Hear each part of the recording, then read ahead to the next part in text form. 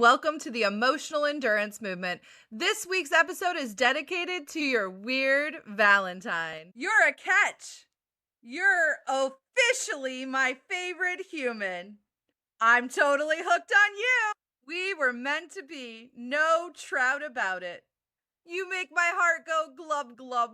I'd cross 7 seas and 1 sketchy tide pole for you. You're the only one I want in my school. I love you so flippin' much. You're fantastic. Our love is deeper than whatever's lurking in the Marina Trench. Mariana Trench. I'm not coy. You're my Valentine. I'd swim upstream emotionally for you. You're my soulmate. God help me, I adore you. You have me at blub blub blub. I'd choose you over Red Lobster's unlimited shrimp. The Cheddar Bay biscuits, though, is a more complicated situation. Happy Valentine's! Welcome to the Emotional Endurance Movement, the only mental health comedy game show curious enough to ask, what part of you is still waiting to earn permission to relax, to celebrate, to take up space? This week is about that feeling that is often quiet within us, but that we want to rev up a little bit more because it secretly runs your life. That feeling is being worthy or worthiness. So let's go. Before we get into it, I want to introduce our perennial contestant, our behaviorist at large, and someone who just celebrated their birthday. It's Crimson MacDonald. Howdy. I also want to introduce you, the viewer at home. Yes, you, the one who downplays compliments like it's an Olympic sport. You're our other perennial contestant. You show up each week, take the survey, let us know how you're feeling, become part of the movement, and together we all try and learn how to stay regulated in a mostly dysregulated. Learn how to stay regulated in a dysregulating world. And shocker, we have a little bit of fun while we do it. And now it's time to hear our emotional weather report, where Crimson's going to let us know what exactly is in the air emotionally for the movement and how we can best take care of ourselves this week. Let's hear it. Thank you, Laurie. For people that have listened before, we had a different survey. If you took the survey this week, you might have noticed we made some changes because Laurie and I brought in our proprietary emotional endurance inventory. If you participated, you got a preview of our inventory and you didn't get the results. But we aggregate those, and that's what you're looking at today. So let's look at our movement and how they're scoring on their emotional inventory. 54%. What does 54% mean? That means they're not in a catastrophic range. They're functioning, but they're watching for the sky to fall. And that's the vibe we're getting when we look at where the pressure's coming in. So when we look at what is bringing down that emotional endurance score, we are seeing hope and optimism trending down.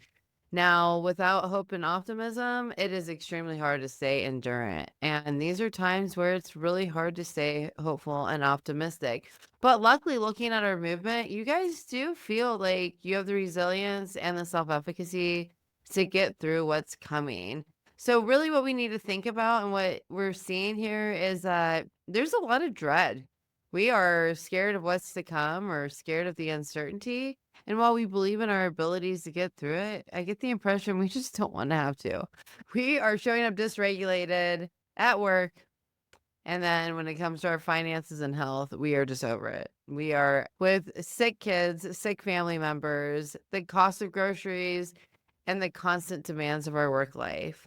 So when we see a low emotional endurance score and we see hope and optimism really running down, we know our cups are empty and we are not able to show up as our best selves where it matters, which really is at work. And with health and finances, you have no control over health. That's something we have to learn how to be resilient through. And ultimately, finances are going to be a chronic stressor. So let's talk about ways that we can release some pressure from the whole adulting thing that we're going through. So what's filling our cups? How are we filling those cups, and what's the hope and optimism cups going to be filled with? You guys are exercising and vegging out. This is hilarious. We've got a 50-50 basically going here. Half of us are working that energy out. We're sweating. We're saying we don't know what tomorrow holds, but at least I'm going to get my workout in. And then the rest of us are kind of numbing out, vegging out. We have to be mindful of the fact that sometimes filling our cup and vegging out as a way of doing that is healthy. Not all coping skills are unhealthy at all times. There are times when it's okay to say, you know what?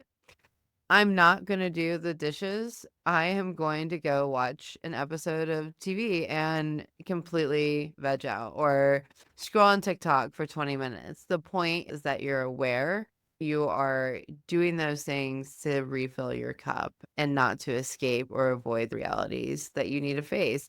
So for those exercising, you're getting a double win because your body's getting payoff. And for those vegging out, don't feel shame. Just make sure it's intentional and keep intentionally vegging out and keeping that to a good time constraint. So, what do we have to look forward to? So, now with our new survey, we're asking you, what are you dreading? And it's not shocking that you're concerned about work and finances. You are struggling to find hope and optimism that it's going to get better. So, our advisory is lean into the things that bring you joy and fill your cup. If that's exercising, or what I would recommend is diversify your skills and maybe find other ways. Maybe work out, then hang out with friends, and then vegetate for a little bit. Diversify your coping skills and what's filling your cup. Because what we're really doing is we're spending a lot of our emotional energy on just dreading what's to come.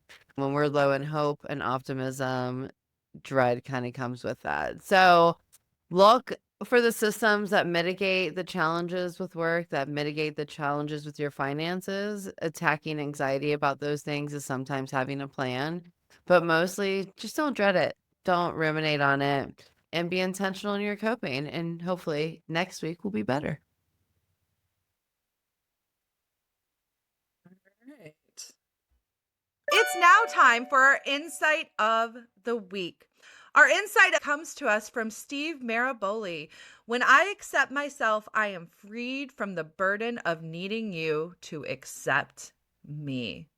Crimson. You seek self approval when you don't have approval from within. I mean, insecurity shows, and he's absolutely nails it by saying that once you accept yourself, you don't need acceptance from others. Once you are content in your own skin, you don't need validation from others. Totally. And we spend a lot of time, and our culture reinforces getting this validation from others, this acceptance for others. We can't just completely cross it across the board and say, this isn't important, because it is important. But what's interesting about his quote that I really like is his use of the word burden here.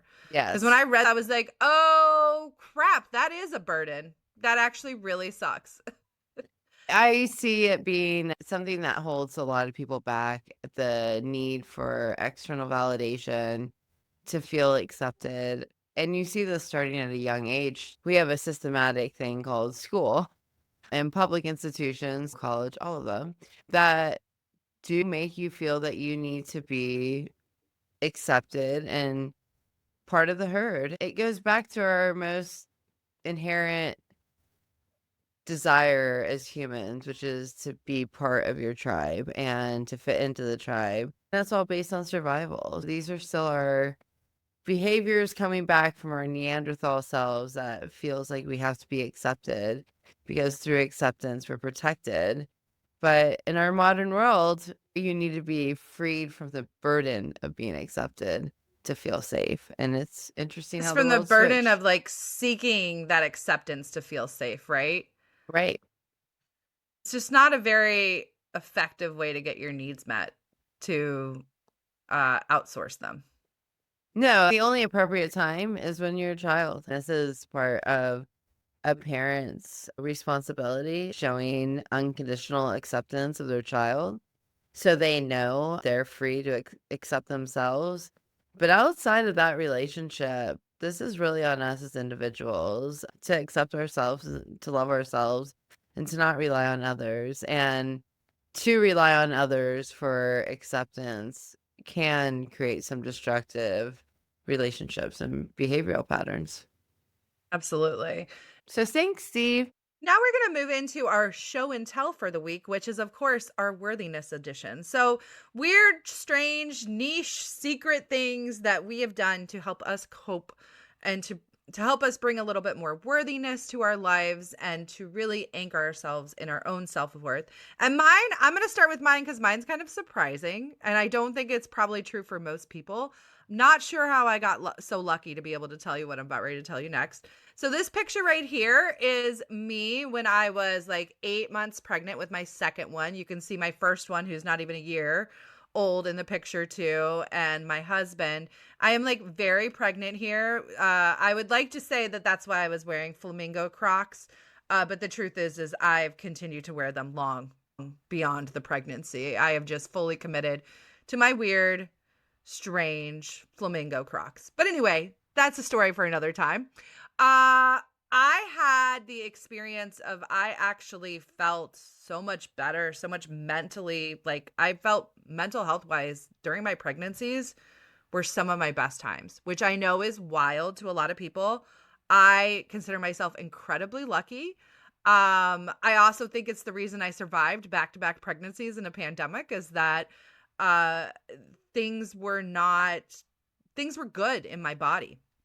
And prior to getting pregnant, I had a really fractured relationship with my body, not a good relationship at all.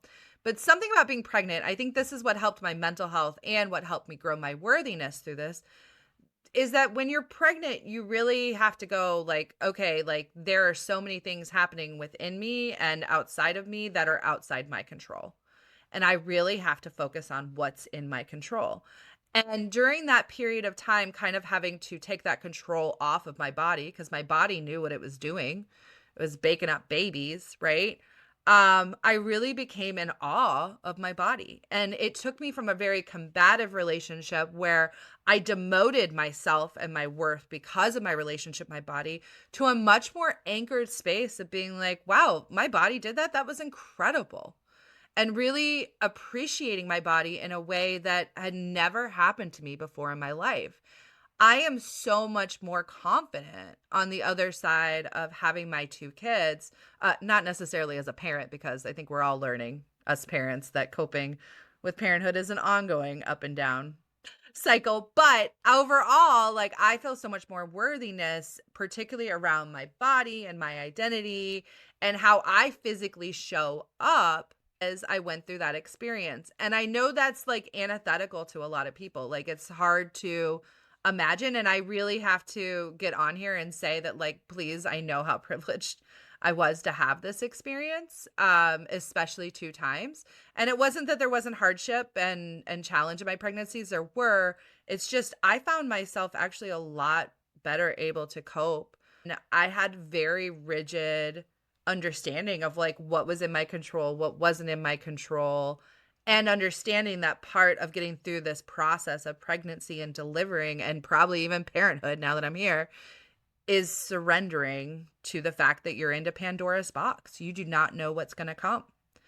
And getting more comfortable with that and understanding the process that my body went through to ultimately end up at the end of this goal and to then, be a mom, is that I am equipped and empowered and in ways that like I don't even fully understand.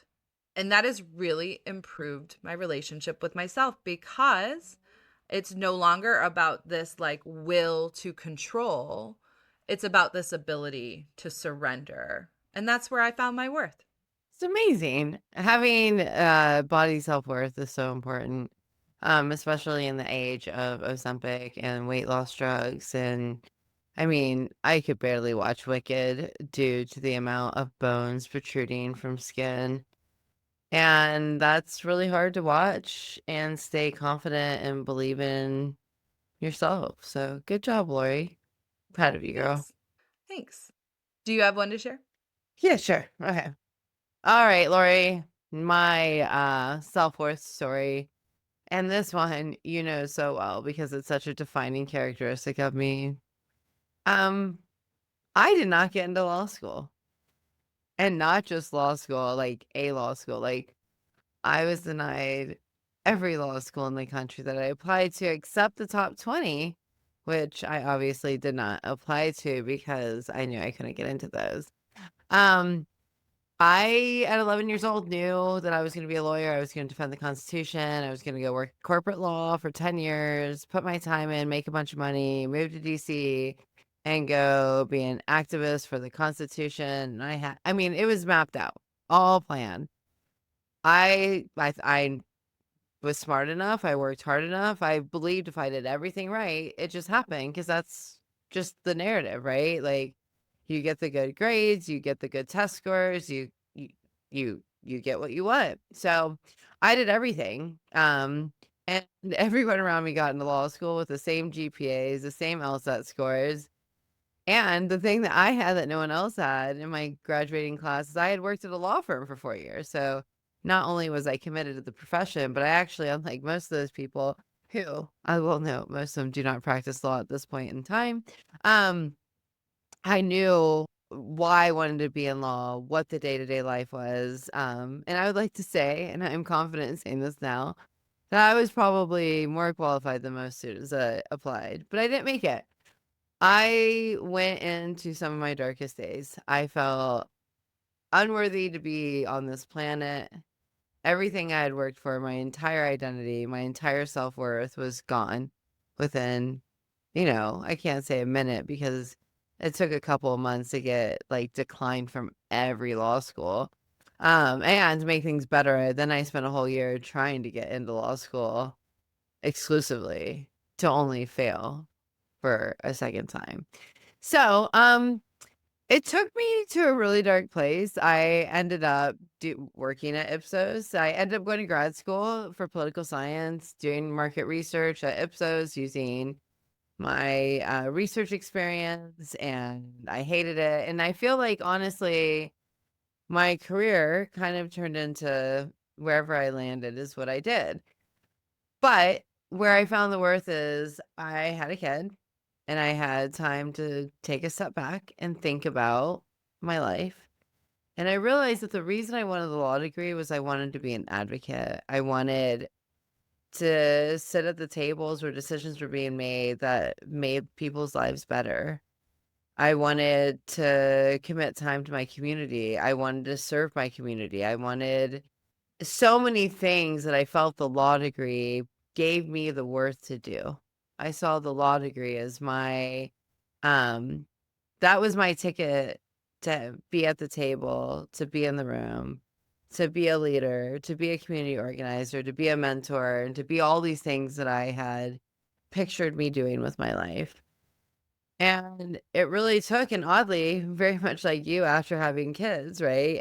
For me, after having my first, when I realized I don't need the the piece of paper. I don't need to be a lawyer. I don't need these credentials. I am a successful woman that's made great decisions, has amazing academic experience, great work experience. I can go advocate for what I want to advocate for. I can go do all of those things I wanted to do. Um, without the piece of paper that and I don't really know why I felt that that piece of paper is what gave me permission to believe in myself or to feel worthy to be in the rooms that I now find myself in. And honestly, if people ask me, are you going to go to law school now? And my comeback always is, if you got 100 grand to send me to law school, like, I have other things I could be doing with that money to do what I want to do, which is to advocate for people I love, to spend time in my community, lifting people, to mentor younger people. And I get to do all of that. I didn't need the law degree. I was worthy. So worthiness is a interesting concept when you come from a traumatic background too, because if you've never had anyone tell you you're worth something, it's hard to believe in yourself. And I was lucky I had that in college. I had a mentor, as you know, Laurie, someone I'm still consider a mentor, and he believed in me and told me I was worthy. And then he was wrong because I didn't get in law school. He failed me. He But wasn't wrong. You still had worth. That was your whole story. You just told us about how you still have but in worth. that moment, you don't feel it. It took Yeah, I get time to that. I do reflect get that. back and realize that I had made an artificial requirement to my Yeah. worthiness. I had set completely artificial. Conditions. It was I set conditional conditions. worthiness. Yeah. My worthiness was conditional on my ability to be accepted to law school, to get the piece of paper, to check those boxes. And you don't have to. And the joke's on all of us because most of those people do not practice law. I think are like highest achievers of vet tech. And she also runs a nonprofit that advocates and lobbies for wildlife refugees. So, um, again, all of it was stemmed from, I think people have a passion. You think that's the path. And it was just a very long path to realize my worth did not come from the piece of paper. My worth came from my work and my work ethic and commitment to my community. So, lesson learned the long and hard way. Well, I have heard that story before, and I know that's a big part of, your journey and how you see yourself and the growth you've exhibited. But now I have to ask you a super important question. It's just a really important question, which is, how do you feel about Kim Kardashian trying to become a lawyer? Kind of think that, like, if I lived in California still, I would totally Kim this shit. Cause Yeah, like, you just have to pass the bar, and it's the hardest bar. So I'm not it like is. Yeah. acting, and I'm a horrible test taker. So like, I'm not acting as though I could just like gallivant over to California and take the test and pass. Bingo, bango, Um, past the bar. but I think if Kim Kardashian wants to, I mean, she's my age. Uh, And her worth stems from a very specific attribute that is hard to keep together as we age. So I think she should diversify her worthiness and equity in society. Um, And do whatever she wants to build herself up. I get it. I get it. I think that's good for her. That's good for Well, her. I do, I mean, there is arguments to be made that like in the legal field, there's not as much of a opportunity for like sub licensure.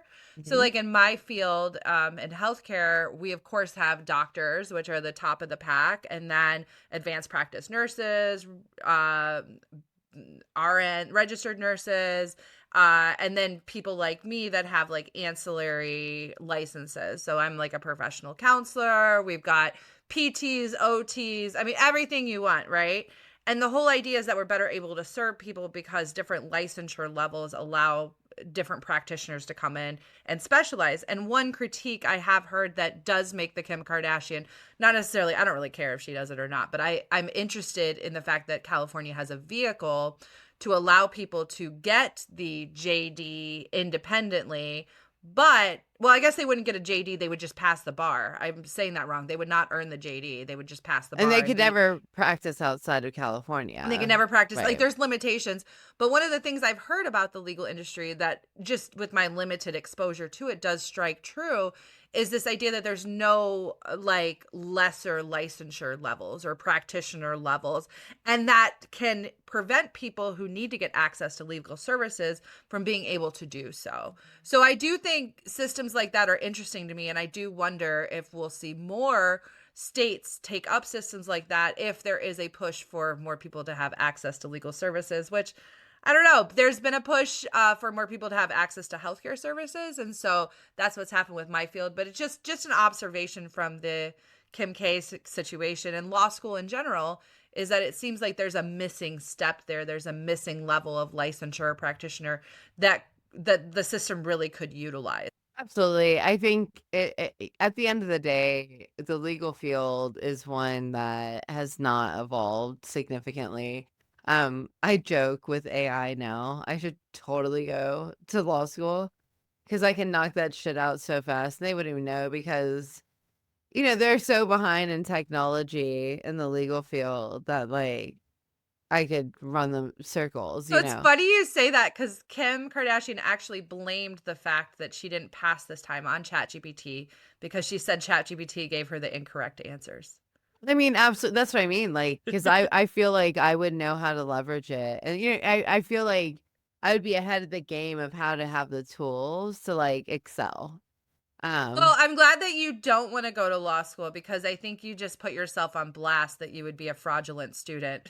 I mean, at this point, like I said, it's a piece of paper. I mean, I hate to say it that Exactly. way. It is Unless a you really want to practice law right in that. and go Yes. Yeah. litigate cases and go. And Yeah. I hate to say it again. I know I talk to my attorneys way less often with ChatGPT. It's not that I trust it with 100% accuracy, but what used to be I'll email the lawyer is now a ChatGPT discussion. To find out if you need to email the lawyer or what you should be saying Right. when you And do or so asking. Yeah. I think that that field is in for a huge evolution, and it may not be what it was before. But at the Yeah. end of the day, I will say the blessing from above that was given to me by not becoming an attorney is that even though I spent my 20s working 80 hours a week and doing the grind that I would have done if I did the corporate attorney thing, the biggest difference was that in advertising, you get to wear jeans and dress cute. You don't have to wear pantsuits. So I got to avoid pantsuits altogether. So, like, total win. I got to dress cute at work. I have never been tied to a clock in the sense that, like, I have meetings and stuff, but not like a court date, not like a hearing date, not like a trial date.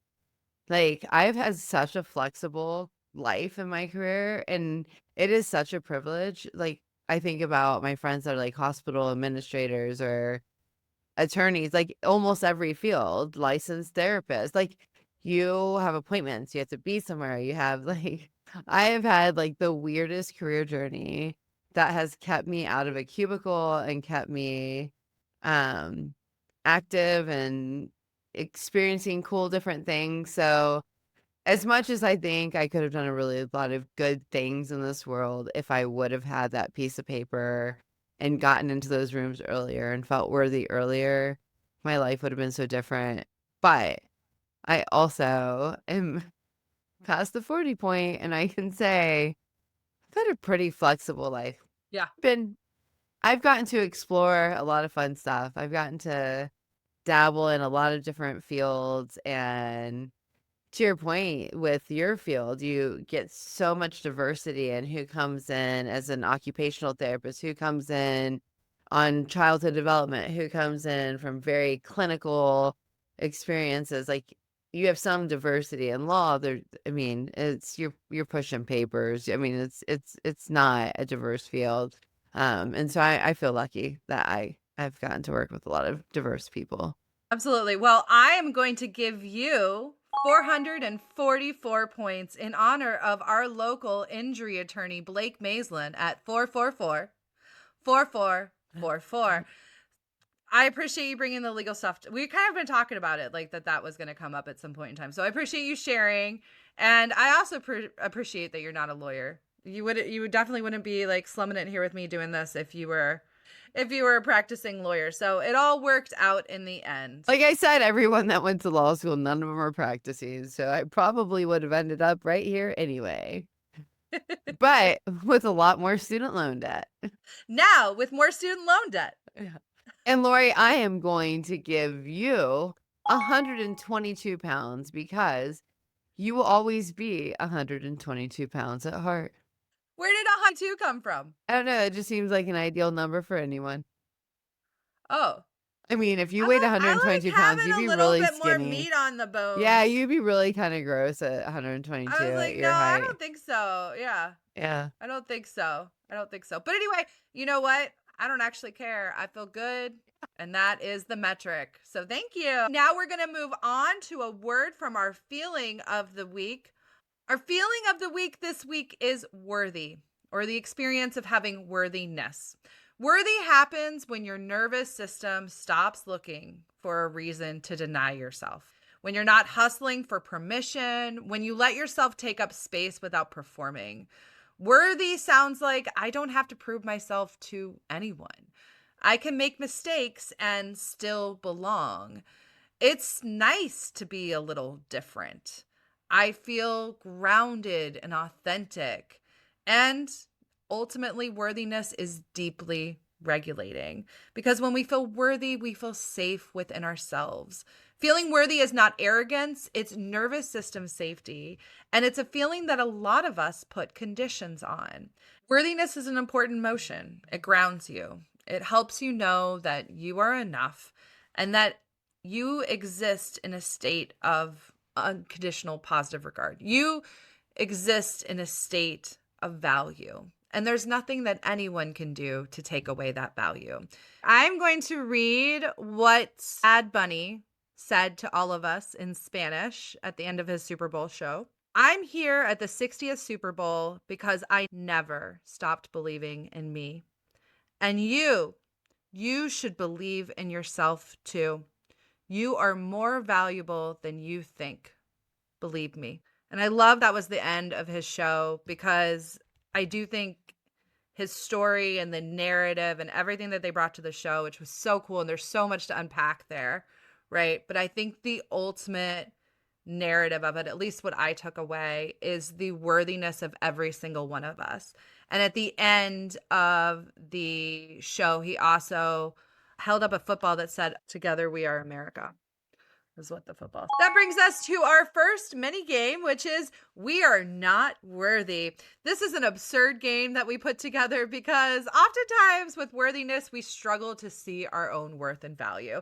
It is good to sometimes have your friend hype you up and let you know just how worthy you are. So you're going to watch me and Crimson be each other's hype people and tell each other why they're so worthy in the most absurd way possible. All right. Let's see here. Crimson, you are so worthy that motivational posters quietly resign when you enter the building. It's just their hate for me, given my shitty corporate art.com.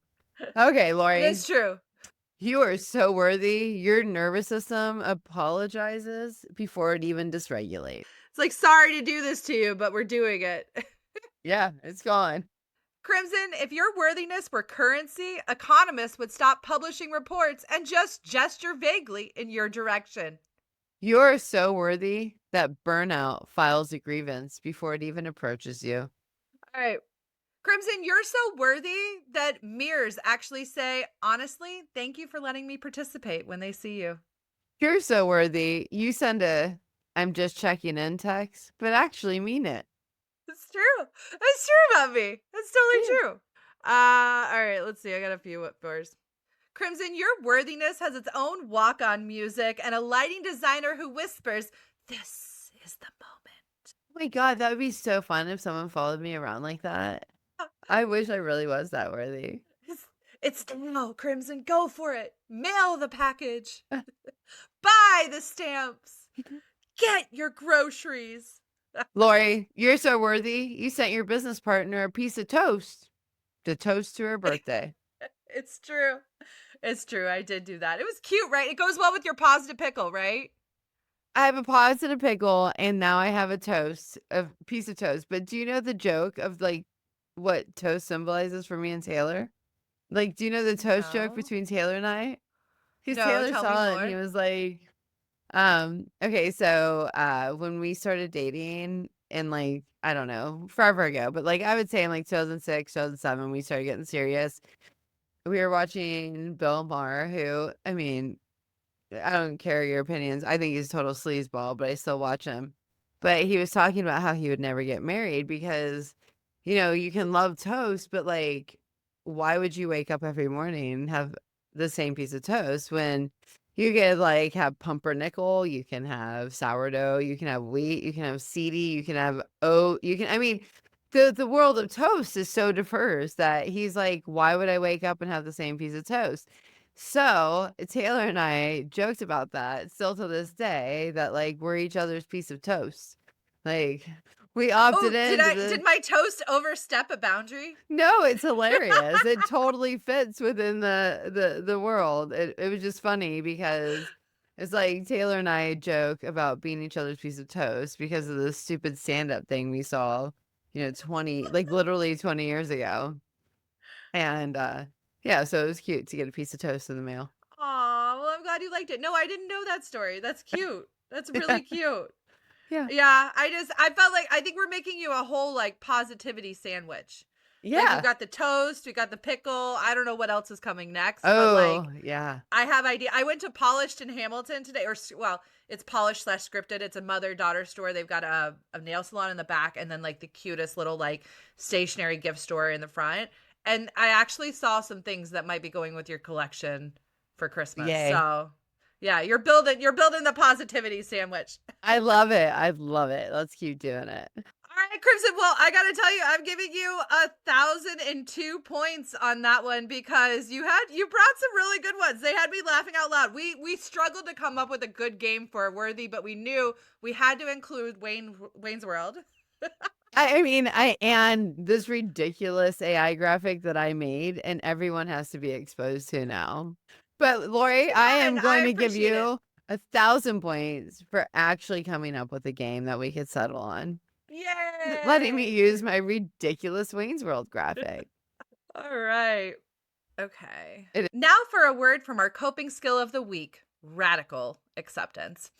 Radical acceptance, which really is radical. It is a much better way to live your life. But I understand why you're already rolling your eyes at me, because people often believe that radical acceptance means that you have to like something, you have to approve of something, you have to somehow co-sign on something. And the truth is that you can accept something without liking it. And this doesn't mean that you're giving up or stopping the fight or not dealing with reality. It means accepting something as it is, surrendering to it versus trying to control or change it or run away from it.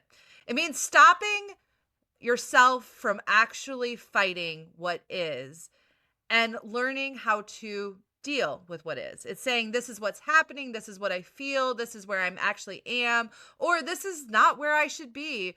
And this is something that I need to pay attention to.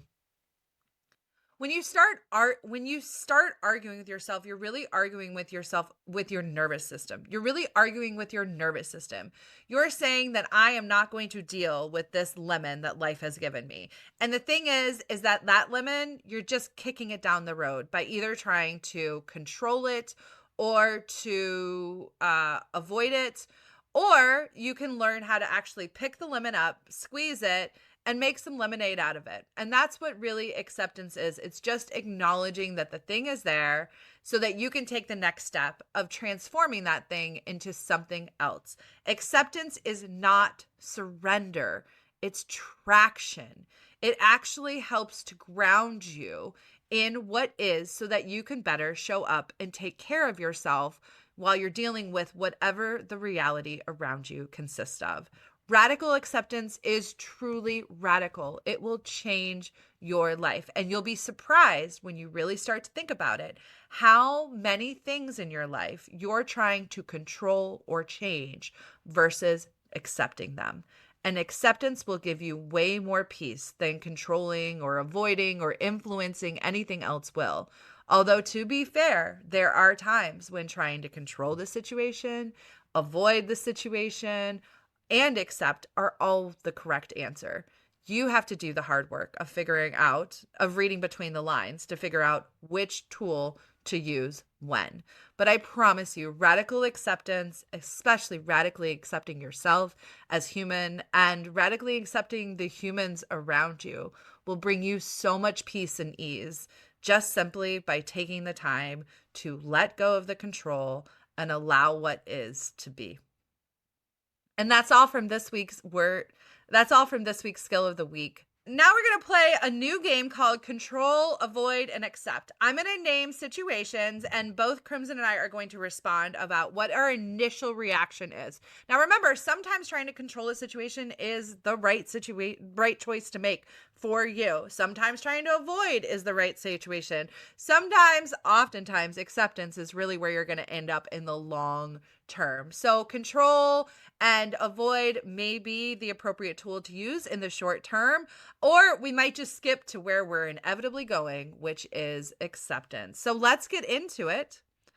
And our first statement is your flight is canceled because of weather. What are you going to do? I'm sorry, it was control, avoid, and what? Accept. Okay, start over. Your flight is canceled because of weather. Accept. Yeah, I'm with you on that too. I mean, if it's weather, like what realistically can we do? Yeah, I mean, I can complain the whole time. That could happen too, but that is something that could happen Mhm. a long time with But accepting that's it. in Although coping skills, so acceptance really happens when we stop wishing something were different. So that's how we can tell internally if we've accepted something.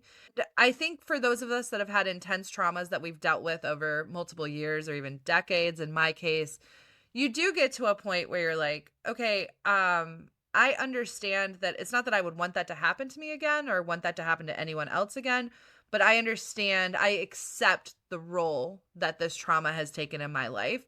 And by doing so, I'm able to see the things that have grown in spite of it, right? Not necessarily and because of it. We're not trying to do some like toxically positive, like everything happens for a reason stuff. But when you go through trauma, you do see parts of you grow. There is this growth, post trauma growth is a real thing. And so really allowing yourself to see those things only happens when you learn to accept the trauma itself. Okay. Oh, this is a good one. This is a good one. 5 minutes before you go on stage, the tech fails. What do you do? control. I would say control too, but I think that depending how the first 3 of those 5 minutes goes, I think you might have to move to acceptance pretty quick and just own Probably, it, but my right? instinct would be control. Yeah. What can I do? What What can can I I do? do? How can I fix this? There's still time. Yeah. Coworker sends a tense email and CCs your boss. That I guess who's your boss? That's a good question. You? It's you right now. Yeah, I guess we're each other's boss. And I'm the But coworker, I so mean, I I guess it's more of a straight send. but I mean, has this not happened to you? Yeah, it has. I It has. mean, what do I It do? has happened to me, which is why my answer would be to accept it and to not get in the middle. I really try my best to not get in the middle of interpersonal things with other people. And I feel like for me, 40s is like a total radical acceptance about a lot of stuff, and that would definitely be one of them. Yeah. Because honestly, I would find it a form of dysregulation, to be honest, that they were dysregulated. And as I get older, I realize how toxic dysregulation is and how it always comes back to bite you in the ass. So, like, send that email, CC my boss, and I'll accept it as you will the consequences. Yeah. Your kid melts down in the middle of Target. Relatable. I mean, I would say Control, control. Control. control, Control. control, Control. control. Control. All hands on It's deck. hard for me to accept moments like that. Like it's real hard. I don't think I'm out of that phase and I never did it. So I never Yeah. was able to. A client goes silent after what felt like a great meeting. Geez, is that one familiar? I say Except hopefully accept. I mean, I think that's what we've been doing is like, okay, well, like maybe it's not the right time for us now with them, but like, what can we do to hopefully stay engaged with them and to show them that we could be their choice in the future? yeah. Yeah, no, that's an accept. You just have to accept it and like accept the gut feeling of pain and then move on. I I think it's an act of acceptance too, like a sense of like, okay, because of this, like, what am I going to do? What am I going to bring to the table? While also not pushing them and accepting their decision, their autonomy, their agency in this. It's like both are true at the same time. For the last 5, do you want to read them? And I Sure. mean, we're still go back and forth, but Yeah. just to mix it up a little bit. Okay, Laurie. You feel your jaw clench after what you thought was a good meeting. Or duh. Okay. Okay, Laurie. You feel your jaw clench as you read a message.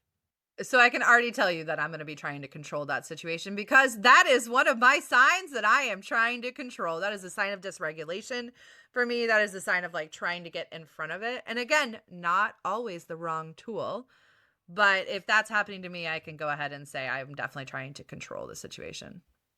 Yeah, I mean, I'm with you. My jaw is where I hold all my tension, so I know that that's a signal that like I am dysregulated.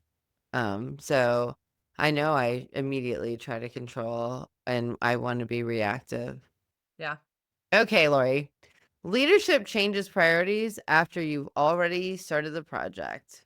Huh, this has happened a Uh, lot in our last year. I yeah. don't know what leadership is, it's us, but Yeah. control, Acceptance. avoid, accept. Acceptance on that. Because the reason, I mean, probably with some level of like pushback and clarification, and Yeah. again, more of an active acceptance. But in this mind, like leadership means that like I'm not the leader, so I'm not necessarily emotionally invested in this. So okay. I'm with you. Like, okay, accept Yeah. it. If you were that passionate about your priorities, you should have been the leader. I mean, like I'm with Yeah. you. I can't like you gotta beat to the marching orders. Okay.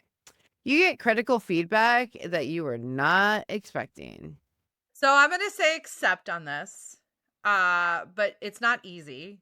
And this is something I work a lot at. Like this is probably one of the things I'm most proud of is how far I've come with being able to receive feedback because there is an art to that, right? And the biggest part of the art is just not shutting it down or just regulating it as soon as it comes to you. I this is something I've really worked on. So I would say accept, but it wouldn't be easy. And that's, I'm not perfect either. So, I could see myself struggling as well, either probably avoiding difficult feedback, if anything. But I really do try and lean into accept. I I loved reviews. I mean, the one thing great about having an internal negative dialogue that you had to work generation or decades to get rid of, is that I've always hated myself and my performance more than anyone else could. And so I feel like when I get critical feedback, even if I'm not expecting it, I am the first to accept it because I unfortunately my brain's wired to find what's wrong with me. And if someone's willing to tell me, I like lean in. But I'm not sure it's healthy. Um, but at least it's regulated in the moment. I mean, I think Okay, Lori, this is a good one. Your Wi-Fi drops during an important Zoom call. control Control, as yeah. much as I can control. Yeah. Yeah. Activate, action. Yeah. Yeah. For sure. Okay, and then this one. Someone cuts you off in a traffic light and you're already late. So I actually think avoidance for me is the right one for this because a little bit of a temper when it comes to driving. And I've really had to teach myself how to chill it out a little bit because I learned that the only person it negatively impacts is me. So I think I would lean into just avoid, just like whatever that happened. And I guess that is kind of a form of acceptance of just being like, that's not worth my time. That's not worth my energy. But there's a line there, right? Yeah, I would accept. Although, I don't know. I guess it's not. That's another one where I can't say I would accept. So I guess it would be avoid because when I say accept, I would just accept that they're jerks, which isn't really acceptance because Yeah. that's still Yeah. carrying resentment. So it's avoid. I would just probably avoid psychoanalyzing how pissed I was at the situation. Yeah. It's just a blip. It happens. Like, Yeah, whatever. move Move on. on. Hmm. You'll forget about it in an hour anyway. Yeah. Crimson, I'm going to give you 788 points for being honest about the fact that there are some situations that you struggle to accept. Lori, I'm going to give you a 900 points because you basically didn't avoid 9 out of 10 scenarios. It's true. It's true. It's true. All right. Well, Lori, I think this week we've done a really good job of realizing that with this world, with uncertainty, with people being flakes, with the challenges we deal with in our social life and our work life, all we have to rely on is ourselves. And part of that is that we need to feel worthy. We need to feel worthy to be in the rooms that we're in, and we need to feel worthy of making the decisions that we have the right to make. And the biggest takeaway for me is a lot of worthiness comes from the act of radically accepting what's happening. And given the macroeconomics, the macro politics, the micro day-to-day lives that we live, having a radical acceptance of those things that you cannot control is a pathway to how to navigate accepting that you have to let go and radically accept, like authentically accept the injustices, the uncertainty, the trauma, whatever it is. It's a really hard pill to swallow, but much like coping skills that we present every week, it's about getting the reps in, and it's about doing it authentically and genuinely and hardwiring it. And once you do see the benefits. And when you can radically accept, you can feel worthy to be where you are. Absolutely. I want to add one more thing to your list, which is that when we radically accept our own worth and the worth of the people around us, the worth of really any human, get rid of so much work and mental gymnastics that we do every day to justify why others have worth or why we don't, or vice versa. If you're looking for something to get a little bit of emotional energy back, make sure that you radically accept your worth and every human's worth. And then you don't have to have that conversation with yourself ongoing. Just nip it right into the bud. That's all for this week's episode of the Emotional Endurance Movement. If this poked something tender in you, good. That's usually where growth lives. Before you scroll away emotionally, make sure to like this video, subscribe, and follow us so you don't miss next week's episode, and join our weekly survey so you can be part of the emotional weather report. And please, please know that you're not alone. We're doing this work to help everybody take a little bit better care of their mental health in small, fun, meaningful ways so that we can all work to better support ourselves and each other in this very dysregulating times. We'll see you next week on the Emotional Endurance Movement. You bring your feelings and we'll bring the games. Bye. Peace out.